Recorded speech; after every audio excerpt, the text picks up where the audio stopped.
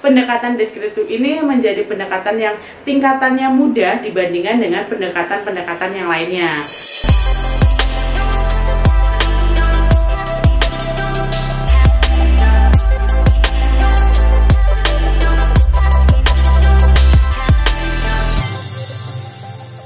Halo sahabat juara, balik lagi bersama saya Maflaha di Arena Lomba, berbagi informasi untuk Indonesia berprestasi.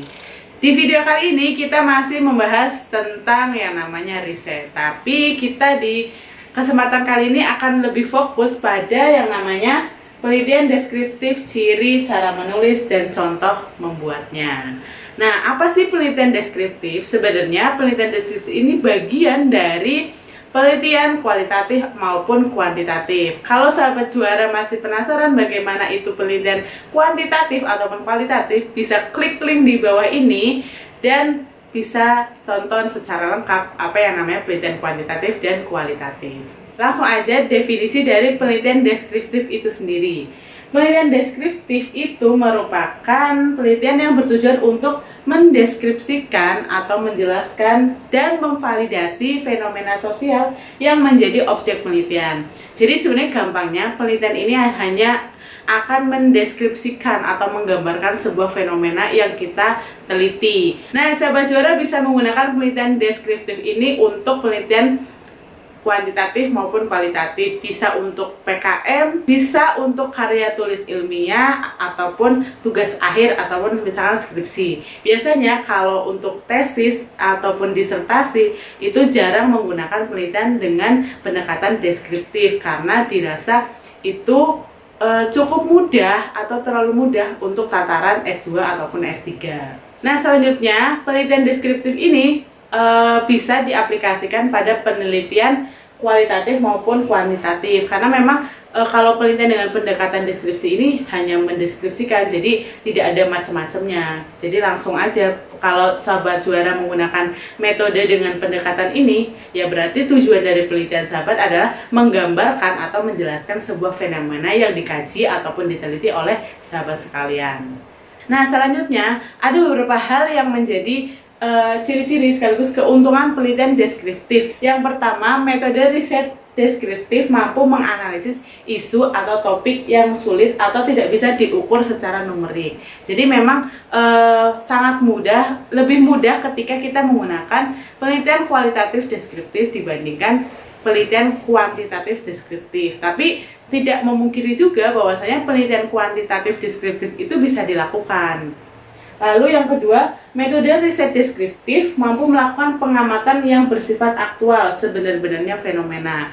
Jadi karena tujuan dari penelitian deskriptif ini hanya menggambarkan ataupun menjelaskan sebuah fenomena, jadi biasanya dia mampu menjabarkan ataupun mengungkapkan sebuah fenomena yang bersifat aktual sesuai dengan apa yang terjadi di lapangan.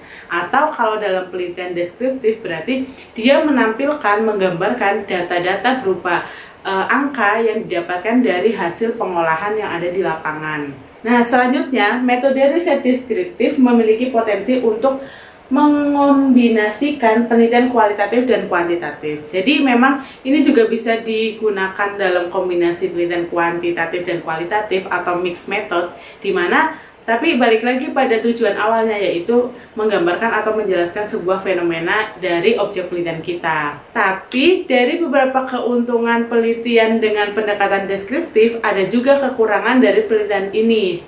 Salah satunya yaitu dalam penelitian deskriptif biasanya hasil penelitian itu cenderung cukup subjektif tergantung si peneliti yang melakukan penelitian tersebut. Jadi subjektivitas itu masih cukup tinggi dalam penelitian deskriptif. Kemudian cara menuliskan penelitian deskriptif. Cara menuliskan penelitian deskriptif ini tidak jauh beda ketika teman-teman semua pengen menuliskan yang namanya penelitian kuantitatif maupun kualitatif. Karena memang ini hanyalah pendekatan yang digunakan, dalam artian secara umum metode yang digunakan adalah metode yang dipilih, misalkan penelitian dengan metode kuantitatif atau metode kualitatif, namun pendekatannya dengan deskriptif.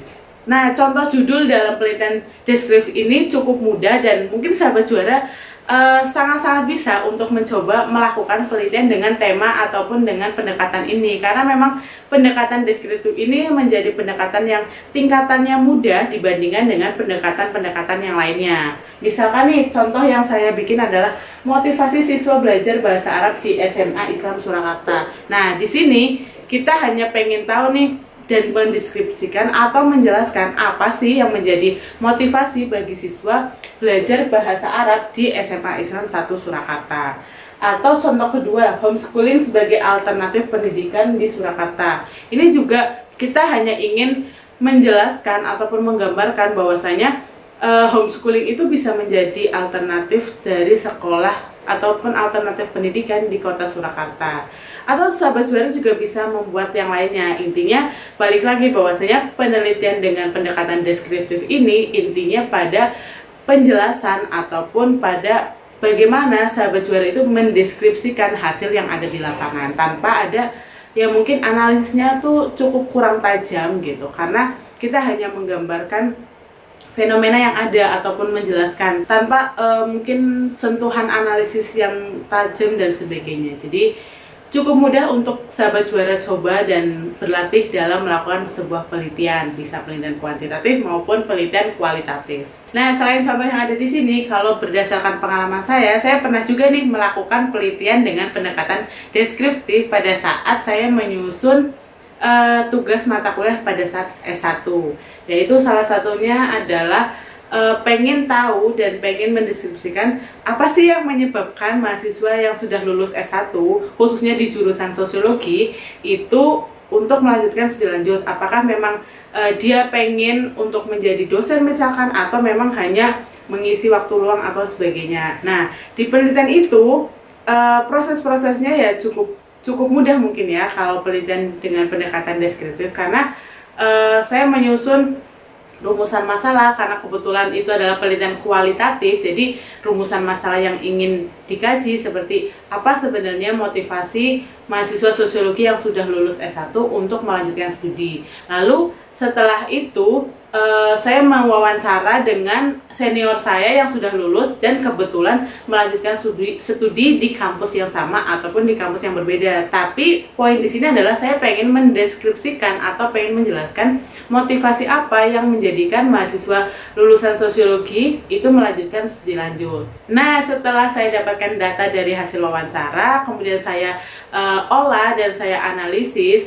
Nah, kemudian saya dapatkanlah hasil penelitian bahwasanya motivasi mahasiswa sosiologi yang sudah lulus dan melanjutkan studi adalah salah satunya adalah ingin bergerak di bidang akademisi. Nah, hasil penelitian itu biasanya yang menjadikan itu pendekatan deskriptif berpatokan pada hasil analisis yang tidak mendalam seperti metode ataupun pendekatan yang lainnya, karena tatarannya itu mungkin kayak masih di permukaan aja, karena hanya menjelaskan dan mendeskripsikan aja tanpa menganalisis lebih mendalam faktor-faktor ataupun variabel yang diteliti.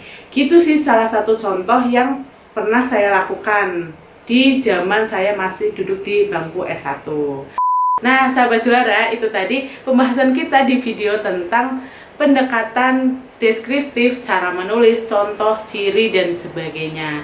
Jangan lupa untuk like, comment, subscribe channel ini agar channel ini semakin memberikan manfaat seluas-luasnya. Terima kasih, bye-bye.